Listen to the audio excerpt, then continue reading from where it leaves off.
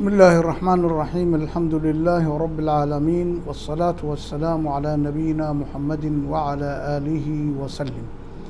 السلام عليكم ورحمة الله وبركاته ودن كان ملها مياه شقو هدي ويديسيد سؤاشاس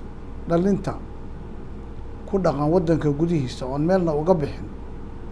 ood ku tiraahdeed maxaad u shaqaysan weydeen waxay kugu jawaabay isla markiiba wadanku shaqo ma laha si aan arrinta u abaarno waxa anigana iga su'aala wadankeena dad kuma noola miya dadkaas oo u baahan badeecooyin iyo adeegyo loo fidiyo products and services ama badaa'ic wa khadamaat maya way u baahan yihiin oo waa dad waa joogaan hadda si loo badeecooyinkii loo soo saaro adeegyadiina loo fidiyo loo bixiyo waxay u baahan tahay shaqo aada u fara badan iyo dhidid badan oo la daadiyo shaqooyinkaas aynu hadda ka wahsanno ama aynu necabnahay inaynu qabanno aanbaarne muxuu noqonayaa macnaha dhalintaas ay ku leeyihiin waddanku shaqo ma leh si aan diirka uga qaadno arrintaas macnaheedu taa waxa weeye ma laha shaqooyinka aanu rabno annagu oo lacagta badan leh iyo shaqooyinka ay bixiyaan shirkaduha waaweyn hay-adaha caalamiga ah dowladuhu iyo wixii la mida u fiirso walaalkayow dhalinteenna bannaanka u cararta oo badda isku shubta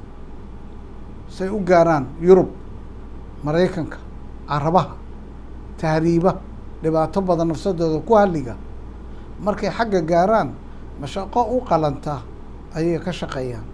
mase wax alla wixii ka soo horbaxa ayay qabtaan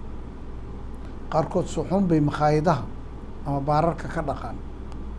qaarna gawaari ayay tirtiraan qaar musqulaha ayay wax ka qabtaan kuwo timaha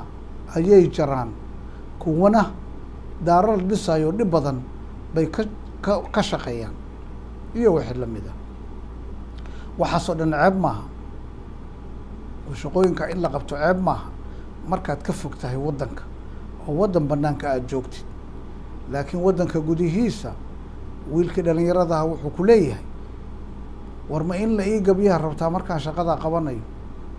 mase waxaa rabtaa in gabdhaha la ii diido lay guurin waayo oo la yidhaahdo gabdhaheenna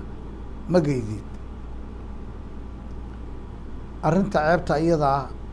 dhalinteena keliya ma lahee bulshada nafsadeeda ayaa dhallinyaradii waxaas ku beeraysa oo ku ceebeynaysa shaqooyinka qaarkood oo ay wax ka kasban lahaayeen bulshadeennu wiilka ka shaqeeya warshadda kabaha lagu sameeyo warshadda kabaha samaysa wiilkana hadduu ka shaqeeyo waxay odhanayaan maya kaasuu gabadheenna ma geyo ma garanaysaa laakiin midka guriga u jiifa ama reer masaakiina dulsaar ku ah waa geyaa gabdhahooda war aan dib isugu noqonno oon isasaxno waxba inaga qaldani ummadaha adduunka inagula nool maanta waxay isugu faanaan wax soo saar intaasaan soo saarnaa oo wax intaasoo alaaba baan bannaanka u iibgeynaa lacagtaas adag oo faraha badan baa bannaanka noo taalla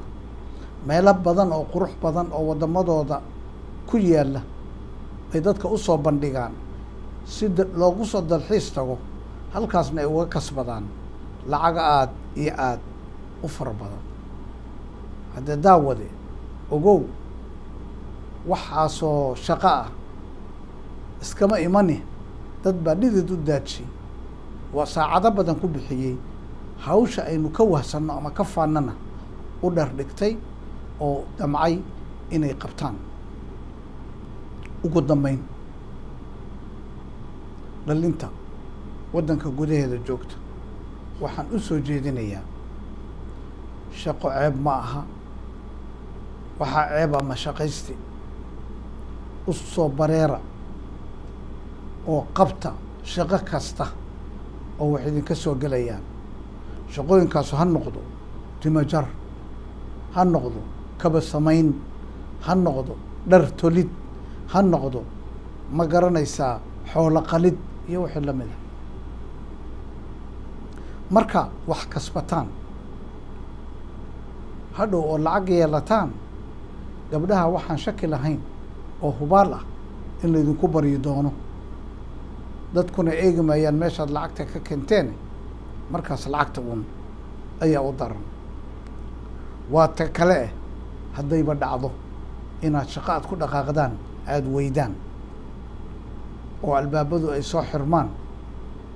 shaqo idinku abuurta. oo see shaqo u abuuran karnaa?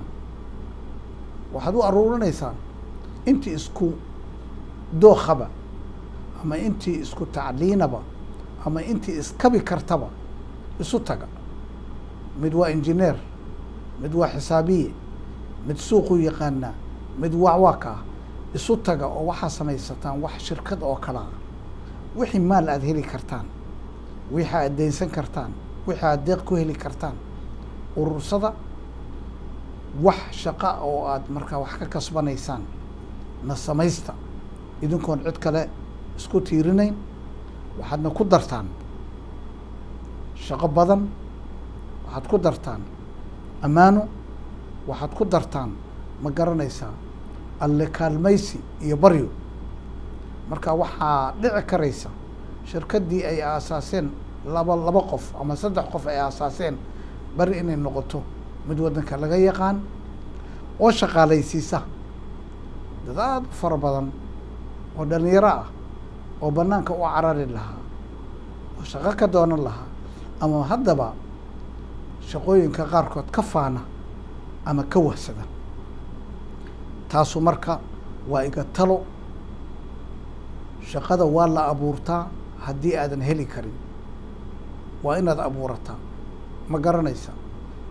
waxaad samayn kartaan oo kale. waxaad arkaysaa wiil jaamacadda ka soo baxay oo waxuu ku shaqaysto aan garanayn. waxaa la dooni markaas inaad qaadataan training ama dowraad, inaad qaadataan oo idin diyaarisa suuqa inaad geli kartaan. leanna waxa jaamacadaha laga barto iyo waxa suuqa yaal waxay kala yihiin kaaf iyo kala dheeri, oo waxyaalo kale ayuu suuqu u baahan yahay. marka suuqa ayaa adiga ku xakumee, jaamacadda iyo shahaadadu kuma xakunto. dhalinyarada marka waxaan usoo jeedinayaa howlkar noqda, hawsha jeclaada, ku soo jeesta inaad iskiin wax u qabsataan. haddii cid idin shaqaalaysisa aada weydaan. dadka tujaarta ah na waxaan leeyahay